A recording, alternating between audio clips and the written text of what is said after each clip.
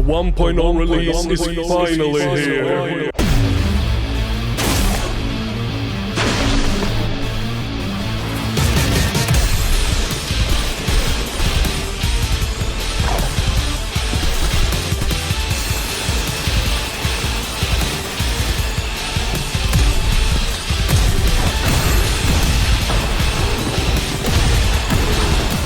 Welcome to Herald of Havoc 1.0 release review. The Swedish guy sitting right here goes by the name of Zlimbratski, and my mission today is to help you figure out if this game is worth your time and money or not. Let's do this.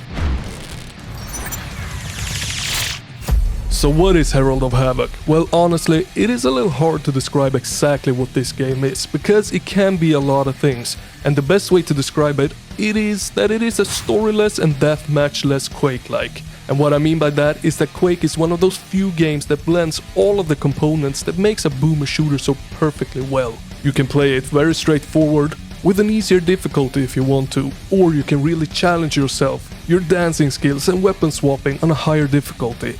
You can go exploring in each level to find those hard to find and often interactable secrets. You can go full speedrunning mode and finish the levels in the quickest possible time, or try and survive for as long as possible with different tactics in the endless mode. Yes, Quake Remastered does have an endless mode, and Herald of Havoc seems to try and do exactly that, but does it succeed in doing it? Let's start with the level design.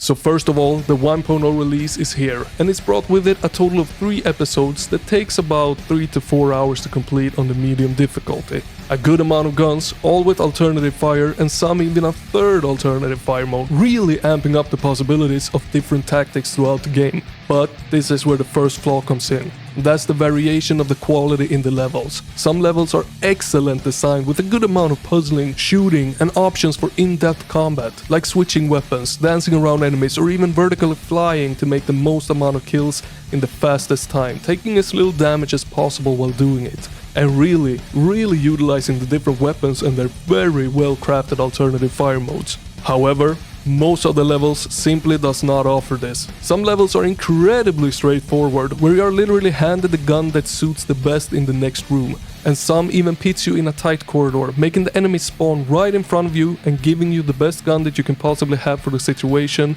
to just mow them down with 0 to no effort. Now this might not sound like a flaw, because these moments can be really cool if done right, and you can really feel like a badass in them. But in Herald of Havoc it happens way too often, and is often very predictable, and that in my opinion takes away the cool factor of it. In other words, some of the levels feels very basic and very short. Finishing a level in 3 to 5 minutes is not something uncommon in this game. However, I do want to mention that the secrets in the levels are actually a blast to look for. Since the levels are often very small, it's not overly complicated to actually look for them. It is a challenge, but not an overwhelming one, that actually brings more joy than frustration to the table, which is something I rarely feel about secrets in games. Now, why am I putting so much emphasis on the level design? Well, it is because I think it is too simplistic. It is a fast-paced shooter where movement and level design is key elements to make it fun. And I'm not saying that all of the maps are super simplistic. Some of them actually offers everything that you need to have a really good time when it comes to level design, but too many of the levels in the game, they are way too simplistic. And it also comes down to a lot of the artistic style of the game.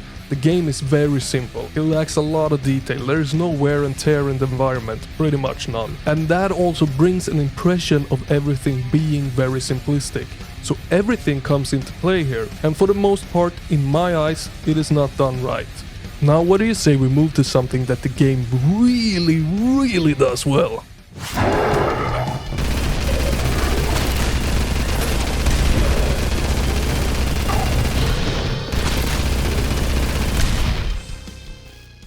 Now to the weapons. As I said previously, the game has a good amount of guns, all with alternative fire modes and some even a third alternative fire mode. Now that alone is quite impressive, but this game goes beyond even that, because the alternative fire modes is not just fire this or that a little faster or simply zoom in, Although one of the guns actually do exactly that, but screw that. All the rest of the guns might feel basic at first glance until you discover their alternative fire modes, which range from resurrecting the dead, damage over time, AoE damage, transforming your gun into a huge ass grenade launcher, calling down a lightning strike from above, and so on. This game truly sets the new standard for what it means to have an alternative fire to your guns. And it's an absolute blast, slaying everything with...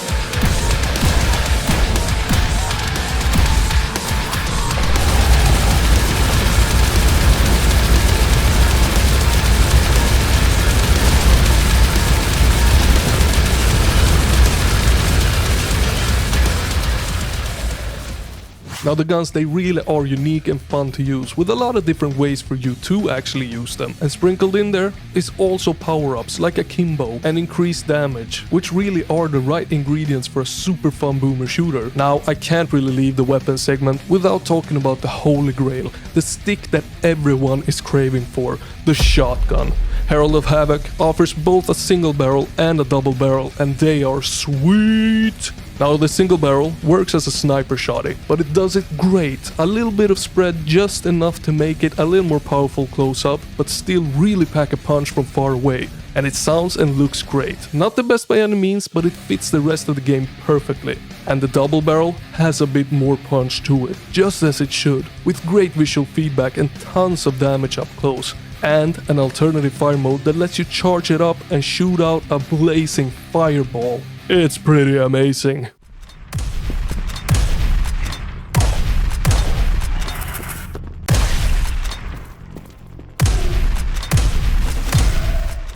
So what do you say we talk about what you actually kill with these weapons? The enemies. The enemies, they come in 50 shades of grey. There's not much visual difference in them at all. But hey, at least they vary in size. And ways to fire, ranging from your standard pew-pews to minotaurs charging right at you.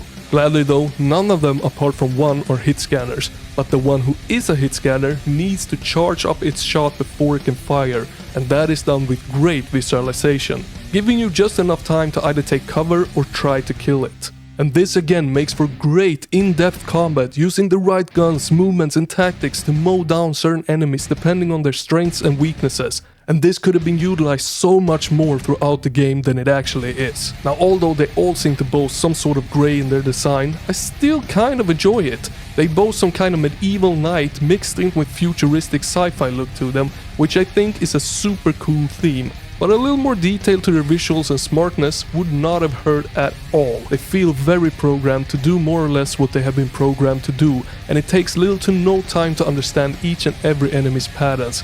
Even though they have a rocket coming straight at them, they stick to the program.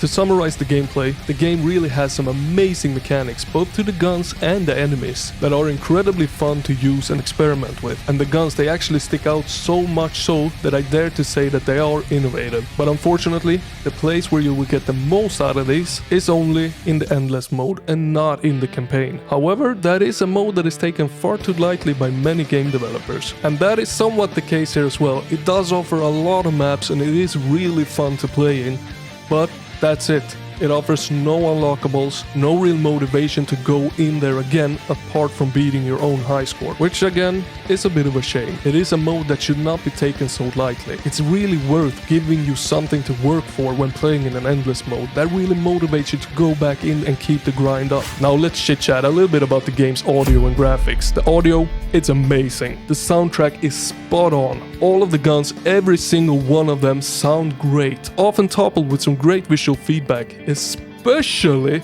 the lightning gun. It looks, sounds and feels amazing to use, and I have never in a single game used a more fun lightning gun than this one. It is absolutely fantastic to melt all your enemies with.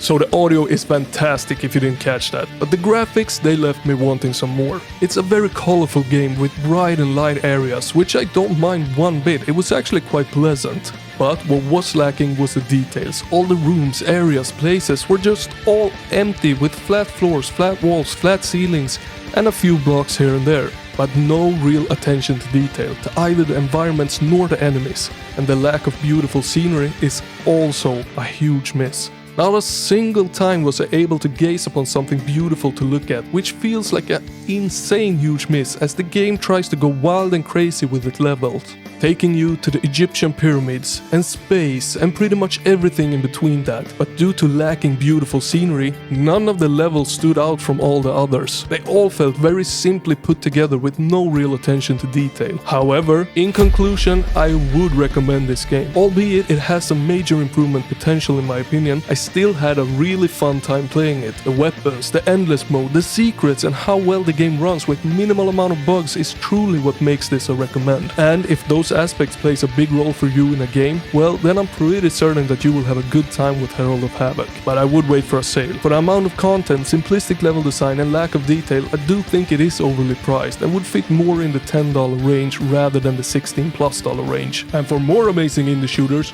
well don't miss these.